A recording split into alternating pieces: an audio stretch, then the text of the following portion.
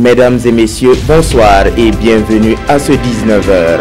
La fonction publique innove et elle veut le faire savoir dans les 4 coins du Burkina.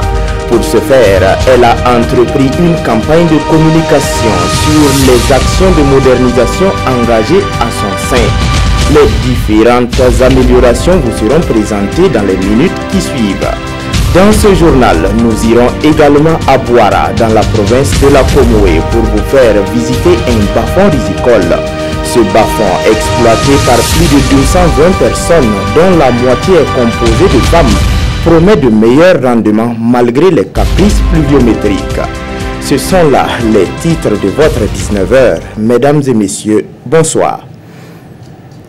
Que ce soit dans l'organisation des concours directs et professionnels ou dans la gestion des carrières, le ministère de la fonction publique a fait quelques innovations. Le département de Clément Sawadogo tient ainsi à présenter aux populations ces innovations. Dans cette mission qu'ils se sont assignés, les responsables de ce département ministériel étaient à Fadangourma ce mercredi pour présenter les améliorations effectuées depuis les 3 dernières années. Ont pris part à cette campagne de communication Aimé Douamba et Mamadi Ouedraogo. Le secrétaire général du ministère de la fonction publique, du travail et de la protection sociale échange à bâton rompu avec les fonctionnaires et les clients des services publics de la région de l'Est. Objectif, présenter les nouvelles visions du ministère et toucher du doigt les conditions de travail des agents de l'État dans cette partie du Burkina. Le ministère de la fonction publique est en train de réfléchir à un outil qui permettra de rationaliser beaucoup plus le redéploiement de l'ensemble de ces ressources humaines pour que, en tout cas, les administrations au niveau déconcentré ne soient pas délaissées. Il y a par exemple la relecture de l'organigramme type des ministères. Il y a l'élaboration d'un certain nombre d'outils qui vont améliorer la gestion financière et la gestion des ressources humaines. À cette rencontre, les participants ont eu droit à des communications relatives à l'efficacité et la qualité des services publics.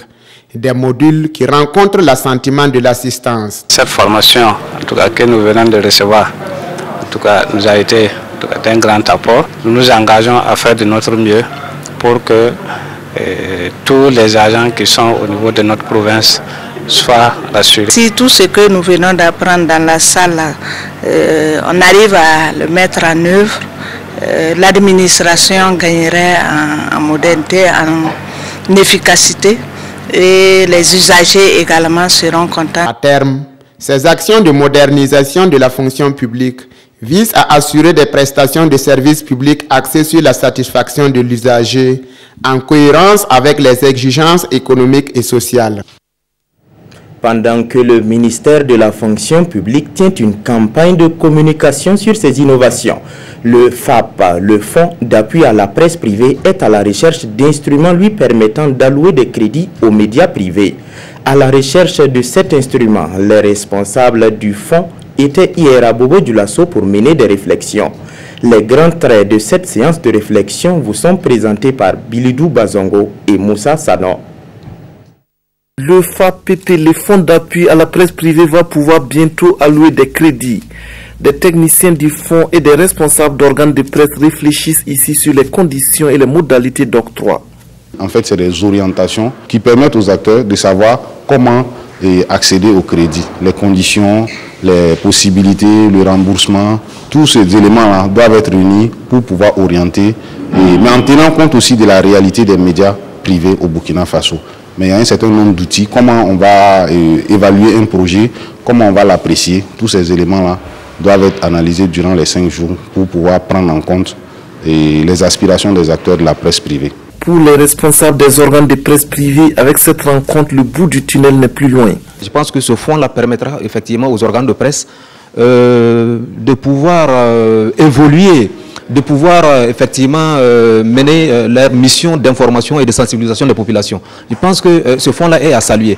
Bon, nous, les directeurs de publication, on est impatients, puisque le fonds a été mis en place il y a plusieurs années, mais jusqu'à présent, ce n'est pas opérationnel. Bon, je pense qu'aujourd'hui, avec la rencontre d'aujourd'hui, peut-être que bon, c'est le bout du tunnel, en tout cas pour les directeurs de publication. Doter les FAPP d'instruments devant lui permettre de financer ou de cofinancer des projets des entreprises de presse privée au Burkina, C'est l'objectif de cet atelier, un atelier qui fait suite à celui de Koudougou tenu en août dernier et qui avait validé l'étude organisationnelle, économique et financière du FAPP. Restons toujours à Bobo-Dioulasso pour parler cette fois-ci de coopération entre deux conseils régionaux. Celui du centre et celui des Hauts-Bassins se sont réunis en vue de partager leurs expériences pour le développement de leurs zones respectives. Ils ont ainsi passé à revue les forces et les faiblesses des politiques de développement entrepris par chaque entité. Le compte-rendu de la rencontre avec Maneka Ien et Ali Traoré. C'est une rencontre entre le conseil régional du centre et celui des Hauts-Bassins. Un partage d'expériences qui sonne comme un début de partenariat entre les deux régions. Toute chose qui sera d'une grande importance pour le développement des deux entités. Et je pense qu'il y a de la matière et si nous échangeons, nous pouvons aboutir sur quelque chose pour déjà donner l'exemple aux autres régions de Burkina pour dire que déjà à l'interne du pays, nous pouvons en tout cas créer cette forme de coopération décentralisée qui, quelquefois, il ne faut pas voir seulement ce qu'on nous donne, je veux dire en termes de finances, mais il y a le rapprochement de nos populations, le partage d'expérience entre les deux régions. C'est dans ce cadre que nous sommes ici avec une forte délégation du Conseil régional du centre. Pendant ces échanges, les deux conseils vont explorer plusieurs chantiers sur lesquels ils peuvent s'accorder pour développer leur région. L'expérience des deux régions va nous permettre de serrer un peu cet ensemble de contraintes qu'on doit lever. Comment faire nos plans de développement régional? Qu'est-ce qui est important, aussi bien au niveau du centre qu'au niveau de la région des Hauts-Bassins? Quel concours on peut apporter, nous, à l'avènement du PNDS, à sa mise en œuvre?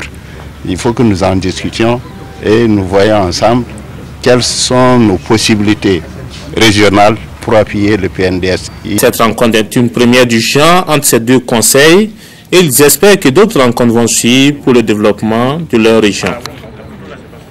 Comme je vous le disais en titre, bientôt vous aurez dans vos assiettes ou du moins sur la place du marché du riz Boara. Entendez par là du riz cultivé dans le bas-fond risicole de Boara dans la commune de Sidéradougou. Le directeur régional d'agriculture des Cascades est allé sur le site pour une visite et apprécier le travail abattu. Le film de la visite avec Martin Zerbo et Kadou Romenki.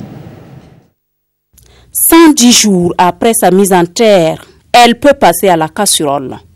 La TS2, une variété de riz qu'on retrouve ici au bas-fond risicole de Boara, à quelques encablures de Sidéradougou. Aménagé et exploité pour la première fois sur une superficie de 35 hectares, ce périmètre risicole présente un visage reluisant. Et c'est ainsi parti pour la récolte du riz. Une récolte officiellement lancée ici par les premiers responsables de l'agriculture de la région. Pour un coup de serre, c'est un coup de maître. Et le rendement ne sera pas moins de 4,5 tonnes à l'hectare, ce qui est quand même une prouesse, comme je dis, pour une première année. Alors c'est un événement important pour nous parce que les visites commentées permettent de marquer un temps d'arrêt et d'échanger avec les acteurs, notamment les producteurs et les productrices, pour voir un peu quel est le parcours et qu'est-ce qu'il reste à faire. Subdivisé en parcelles de 0,12 hectares par exploitant, le périmètre risicole de Boara, à l'instar de celui de Noumousso et de Boussara, est né de l'initiative du projet riz pluvial qui entend booster la productivité du riz au Burkina Faso. Nous leur appuyons avec le paquet technique et le fonds de roulement, comme je l'ai dit, c'est-à-dire les semences et les engrais. Mais nous mettons en place un système pour que les producteurs eux-mêmes puissent faire rouler ce fonds afin d'assurer en tout cas la production. Cette visite commentée de Boara est le lieu pour les producteurs d'exposer leurs doléances, au nombre desquelles l'accroissement de la superficie aménagée, l'appui technique et financier, et surtout l'aménagement des infrastructures d'accès au bas-fond. À Waïguia, le culte de l'église des Assemblées de Dieu du secteur 13 va désormais se faire dans une nouvelle infrastructure.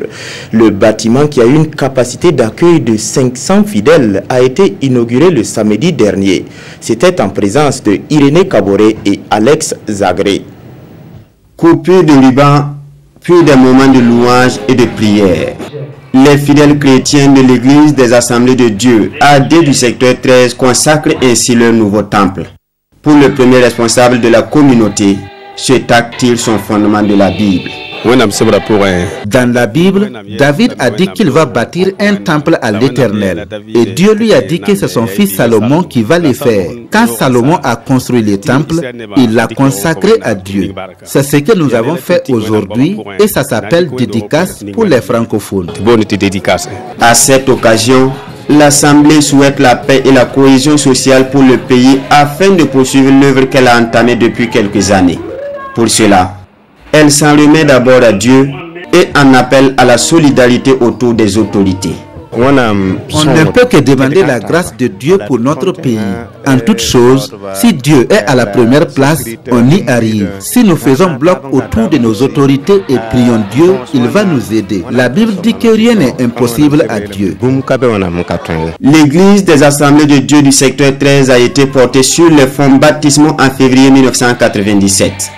Elle fait partie de la deuxième sous-région de Wayouguia, selon le nouveau découpage administratif de l'église des AD du Burkina Faso. Ainsi s'achève cette édition. Merci pour votre aimable attention et restez fidèles au programme de la télévision du Burkina. Bonsoir.